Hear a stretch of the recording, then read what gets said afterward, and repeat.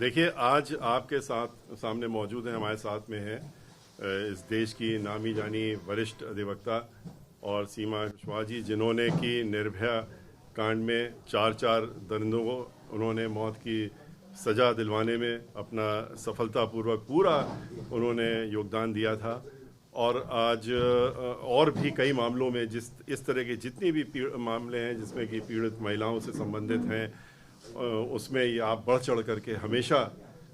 आगे रहती हैं। आज हमें खुशी इस बात की है कि आज इन्होंने बहुजन समाज पार्टी की सदस्यता ग्रहण की है और बहन मायावती जी, जो कि जिनको कि हम लोग 5वीं बार उत्तर प्रदेश का मुख्यमंत्री बनाने के लिए पूरे प्रदेश में संकल्प लेकर के घूम रहे हैं, और जिस तरह से वो महिलाओं के साथ में उन्होंने हमेशा न्याय किया है, और उनकी सरकार में जो कानून व्यवस्था जिस तरह से थी और जिसमें आज जिस तरह के आज की सरकार में, इसके पहले वाली सरकार में महिलाएं उत्पीड़ित थीं, और हर दो घंटे में एक महिला के साथ में एनसीआरबी की रिपोर्ट ही कहती है कि दुराचार और बलात्कार हो रहा है। तो इन सब चीज़ों को देखते हुए और उसको कंपेयर करते हुए किस तरह से बहन मायावती जी कानून द्वारा कानून का राज्य चलाती थी और किसी को बख्शती नहीं थी, चाहे वो कोई भी हो, पार्टी का ही कोई व्यक्ति हो, अगर उसने अपने हाथ में कानून लेने का काम किया, और महिलाओं के मामले में किसी को भी उन्होंने नहीं बख्शा। तो आज सीमा जी, बहन मायावती जी के हाथ मजबूत करने के लिए, बहुजन समाज पार्टी के हाथ मजबूत करने के लिए, हम सबके हाथ मजबूत करने के लिए इस मुहिम में हम लोगों के साथ में आज जुड़ गई हैं और उन्होंने पार्टी की सदस्यता ग्रहण की है। हमने इनका स्वागत भी किया है और हमें पूरी उम्मीद है कि इनके जुड़ने से हमें पार्टी में एक बहुत बड़ा फ़ायदा मिलेगा, और आगे चल के जो बहन मायावती जी को 5वीं बार हम लोग मुख्यमंत्री बनाने का जो हम लोग कार्यक्रम हम लोग चल रहे हैं, योजना हम लोगों की है, और पूरे प्रदेश में इस समय एक मुहिम चल रहा है, उसमें हम लोगों को और बल मिलेगा। कयास लगाया जा रहा है कि सुखपाल यादव भी ज्वाइन कर सकते हैं भारतीय जनता पार्टी, क्योंकि सीटों का जो सामंजस्य है वो नहीं बैठ पा रहा है। किस रूप में देखते हैं? देखिए, इसमें कोई ऐसी अचंभे की बात नहीं है, क्योंकि हम तो अपनी हर मीटिंग में हमने लगभग अपनी 96 जो मीटिंगें करी पूरे उत्तर प्रदेश में पिछले 6 महीने में, हमने हर एक में हमने कहा कि ये भारतीय जनता पार्टी और समाजवादी पार्टी ये दोनों मिले हुए हैं और ये एक ही सिक्के के दो पहलू हैं। हम जब कहते थे तो लोग सोचते थे कि हम क्या कह रहे हैं, लेकिन हमें मालूम था कि किस तरह से अंदर से मिले हुए हैं। अभी 10 दिन पहले आपने देखा कि किस तरह से भागवत जी, आरएसएस के मुखिया, और मुलायम सिंह जी दिल्ली में एक 10 दिन पहले बैठ करके योजना बना, यही सब योजना बन रही थी। कौन सापा में रहेगा, कौन मेरे पास आएगा, लड़का इधर और बहू उधर, समधी इधर तो भाई उधर। तो इस तरीके से पूरे परिवार का बंटवारा आज तो आप लोगों ने हर अखबार में, मीडिया में, सब में दिखा भी दिया शिजरा कि कौन से लोग कितने, आधे से ज़्यादा उधर चले गए, आधे और इतने इधर हैं। तो ये लोग पहले से ही योजनाबद्ध तरीके से मिल करके ही चलते थे। आज इस बात का और भी खुलासा हो गया, और ये भी दिखाता है कि कितने हताश हैं दोनों को ही लग रहा है कि अब की बार ये उत्तर प्रदेश में चुनाव बुरी तरीके से हारने जा रहे हैं, और इस तरह का ड्रामेबाजी, नाटकबाजी जो ये लोग अंदर अंदर पहले करते थे, खुल करके करने से कुछ इससे फ़र्क पड़ेगा, फ़र्क नहीं पड़ने वाला है, बल्कि और लोगों के सामने इनका असली चेहरा खुल करके सामने आ गया है, जो कि हमेशा से रहा। 2003 में किसने सरकार बनवाई थी समाजवादी पार्टी की? भारतीय जनता पार्टी ने बनाई थी, वो सभी को मालूम है। और उसके बाद भी किसने प्रधानमंत्री जी से कहा था कि आप प्रधानमंत्री बनिए, मेरी इच्छा है? श्री मुलायम सिंह यादव जी ने, चुनाव होने के पहले। तो ये सब लोग जो चीज़ है ये पहले से छिपी हुई थी, अब खुल करके आ गई। मुलायम सिंह यादव जी की अगर बात करें, उनके साढ़ू प्रमोद गुप्ता जी विधायक ही रहे सपा से, उन्होंने भी आज भाजपा ज्वाइन की है, और उन्होंने एक बात कही कि अखिलेश यादव जो है उन्होंने मुलायम सिंह को कब्जे में करके रखा हुआ है, उनके जो करीब के लोग हैं उनसे बात तक नहीं करना चाहते। नहीं तो मीडिया को कौन रोक सकता? आप लोगों को जाना चाहिए, आप लोग जाइए, कम से कम उनको जैसा कि गुप्ता जी कह रहे हैं कि उनको कब्जे में रखा, तो मीडिया का भी तो कुछ दायित्व बनता है, जा करके उनको बाहर तो निकालिए और उनको उनसे बाहर निकालने का काम करिए। और लेकिन ये सब चीज़ें जो है ना, ये दिखाती हैं कि समाजवादी पार्टी और भारतीय जनता पार्टी दोनों में किस तरह से ये खाली चुनाव आएगा तो ड्रामेबाजी, नाटकबाजी, इसी तरह की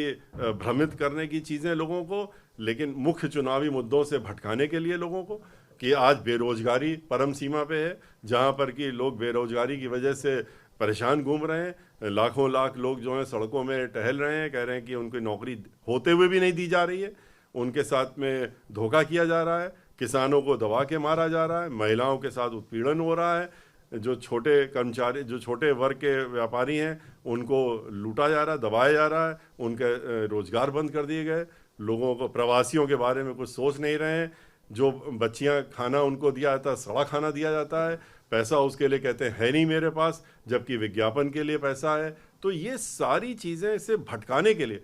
लोगों को मुख्य मुद्दों से भटका करके, और ये सोचते हैं कि हम लोग आपस में खाली सापा और बीजेपी, सापा बीजेपी, जिनको कि मीडिया भी चलाने का काम करती है कि बस एक तरफ सापा एक तरफ बीजेपी, तो ठीक है, इससे हम लोगों को फर्क नहीं पड़ता। बहुजन समाज पार्टी इस समय ग्राउंड लेवल पे काम कर रही है, घर घर में पहुंच गई है और घर घर में जाकर के काम करने का काम कर रही है। तो ये आपस में इनकी ड्रामेबाजी चलती रहेगी, अभी शुरुआत है, अभी चुनाव जैसे से नजदीक आएगा ये और बढ़ेगा। चुनाव आयोग ने रैलियों पर रोक लगाई थी, अब लगभग खत्म होने वाली रैली अगर नहीं बढ़ाती है, फिजिकल रैली की इजाजत देती है कि बहन जी अब निकलेंगी बाहर रैली करने, क्योंकि बसपा जो कार्यकर्ता है उनमें हताशा है कि बहन जी नहीं ये हताशा बसपा के किसी कार्यकर्ता में नहीं है। कार्यकर्ता जो है वो जानता है कि बहन मायावती जी ने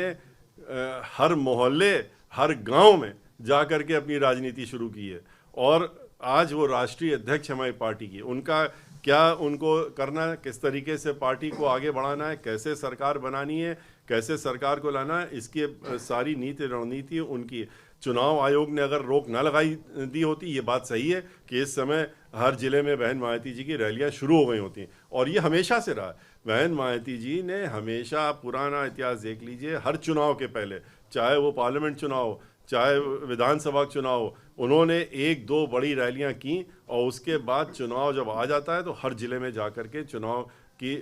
वो मीटिंग करने का काम किया। अब की बार भी आपने देखा कि 9 अक्टूबर को, आप लोग में से कौन लोग थे कौन नहीं थे मुझे नहीं मालूम, लेकिन सभी लोग थे, ज़्यादातर सारा मीडिया था, 5 लाख से ज़्यादा लोगों को संबोधित किया था उन्होंने 9 अक्टूबर को लखनऊ में, और उसके पहले 7 सितंबर को 25,000 से ज़्यादा लोगों ने प्रबुद्ध सम्मेलन में उन्होंने किया था। तो अगर चुनाव आयोग का 22 तारीख को हम लोग इंतज़ार कर रहे हैं, चुनाव आयोग अगर 22 तारीख के बाद रैली अलाउ कर देता है तो हम लोगों की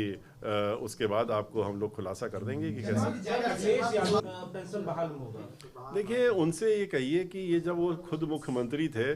तब उनको ये सब चीज़ें क्यों नहीं याद आती थी, तब उन्होंने नौकरियां लोगों को क्यों नहीं दी, तब क्यों पेंसिल से निशान लगाए जाते थे जब सिलेक्शन कमीशन में इम्तिहान होता था कि पेंसिल से लिखो, क्योंकि उसके बाद उसको बदल करके खाली एक जाति विशेष को नौकरी देने की बात होती थी, और कितनी नौकरियां किसको मिली। तो ये सारी, और कौन सी बहाली तब की थी उन्होंने, जितनी भी योजनाएं थी उन सब में सिर्फ धोखा और धोखा दे करके सारी, खाली एक वर्ग को, उनको जिसको नौकरी देनी होती थी उसको नौकरियां दी। बहन मायावती जी की तरह नहीं कि 23 लाख लोगों को अगर नौकरियां दी तो हर वर्ग के लोगों को नौकरी,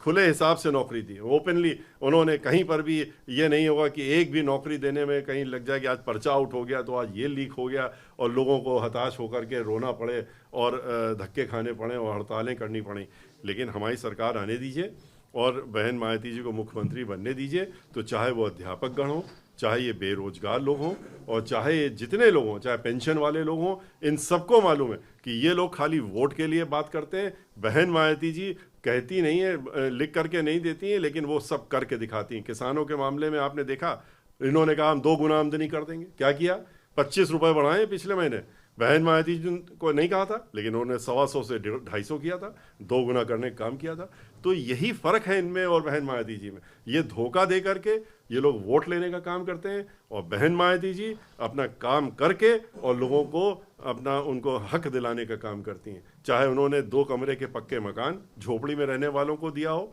उनको उनके झोपड़ियों में जाके खाना खाने का काम नहीं करती, नाटक नहीं करा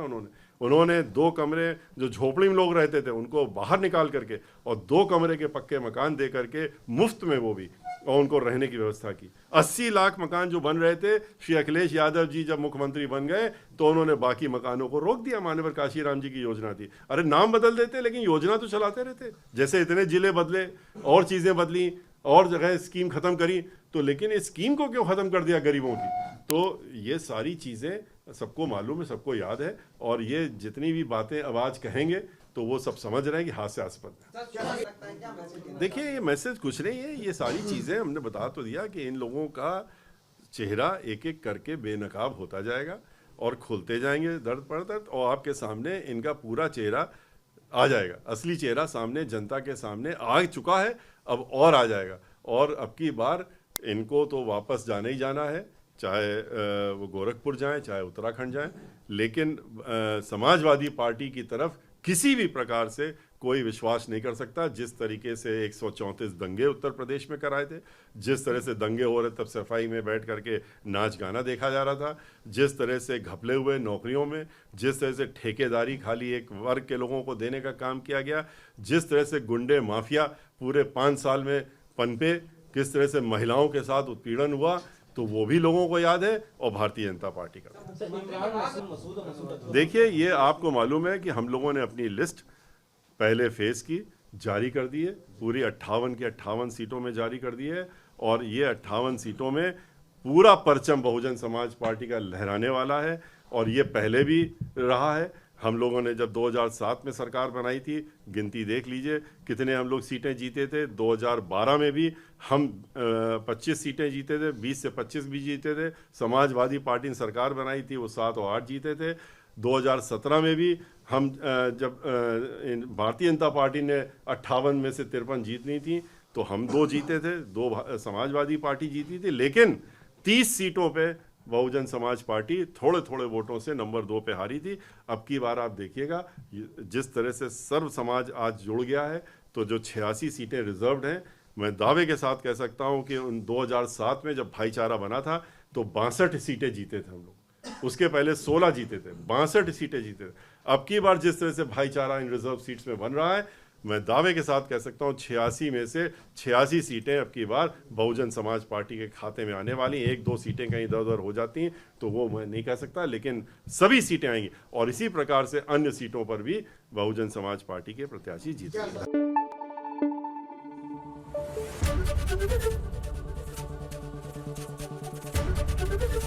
एबीपी गंगा, खबर आपकी, जुबान आपकी।